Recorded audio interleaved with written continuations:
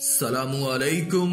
آج کی اس ویڈیو میں بات کریں گے حضرت مالک بن دینار رحمت اللہ کے بارے میں، جو دریا کے پانی پر چل لیا کرتے تھے۔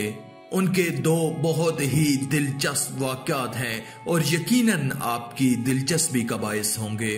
اگر یہ واقعہ آپ کو پسند آئے تو ویڈیو کو لائک کر کے اللہ کی قدرت چینل کو سبسکرائب کر دیں، شکریہ۔ دوستو، کہا جاتا ہے کہ ایک نوجوان بدماش آپ کا ہمسایہ تھا اور لوگ اس سے بہت پریشان رہتے۔ چنانچہ ایک مرتبہ لوگوں نے آپ سے اس ظالم کی شکایت کی تو آپ نے اس کے پاس جا کر نصیحت فرمائی۔ چنانچہ اس نے گستاخی سے پیش آتے ہوئے کہا کہ میں حکومت کا آدمی ہوں اور کسی کو بھی میرے کاموں میں دخیل ہونے کی ضرورت نہیں۔ آپ نے جب اس سے فرمایا کہ میں بادشاہ سے تیری شکایت کروں گا تو اس نے جواب دیا کہ وہ بہت ہی کریم ہے اور میرے خلاف کسی کی بات نہیں سنے گا۔ آپ نے فرمایا کہ اگر وہ نہیں سنے گا تو میں اللہ تعالی سے عرض کروں گا۔ اس نے کہا کہ وہ تو بادشاہ سے بھی زیادہ کریم ہے۔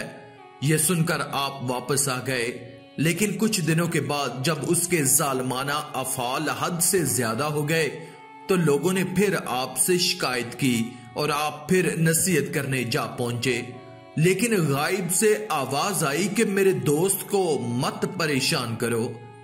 آپ کو یہ آواز سن کر بہت حیرانی ہوئی اور اس نوجوان سے کہا کہ میں اس غیبی آواز کے متعلق تجھ سے پوچھنے آیا ہوں جو میں نے رستے میں سنی ہے۔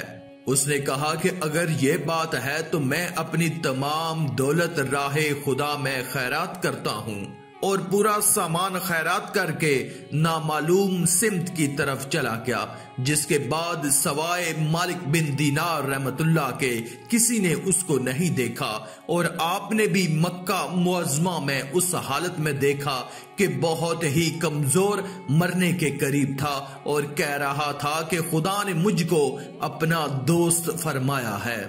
اس پر اور اس کے احکام پر جان و دل سے نثار ہوں، اور مجھے علم ہے کہ اس کی رضا صرف عبادت ہی سے حاصل ہوتی ہے، اور آج سے میں اس کی رضا کے خلاف کام کرنے سے تائب ہوں۔ یہ کہہ کر دنیا سے رخصت ہو گیا۔ حضرت مالک بن دینار رحمت اللہ آپ حسن بصری رحمت اللہ کے ہم اثر ہیں۔ آپ کا شمار بھی دینی پیشواؤں اور سالکان طریقت میں ہوتا ہے۔ آپ کی پیدائش اپنے والد کے دور غلامی میں ہوئی۔ ان کا نام دینار تھا۔ ظاہری اعتبار سے گو آپ غلام زادے ہیں، لیکن باطنی طور پر فیوز و برکات کا سرچشمہ ہے۔ ایک مرتبہ آپ کشتی میں سفر کر رہے تھے اور منجد ہار میں پہنچ کر جب ملا نے کرایہ طلب کیا تو فرمایا میرے پاس دینے کو کچھ بھی نہیں ہے۔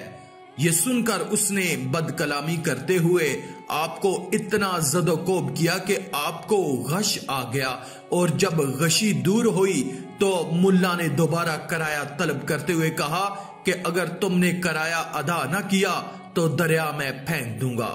اسی وقت اچانک کچھ مچھلیاں منہ میں ایک ایک دینار دبائے ہوئے پانی کے اوپر کشتی کے پاس آ گئیں، اور آپ نے ایک مچھلی کے منہ سے دینار لے کر کرایہ ادا کیا۔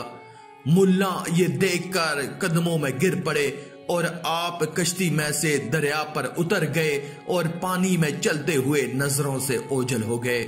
اسی وجہ سے لفظ دینا آپ کے نام کا حصہ بن گیا۔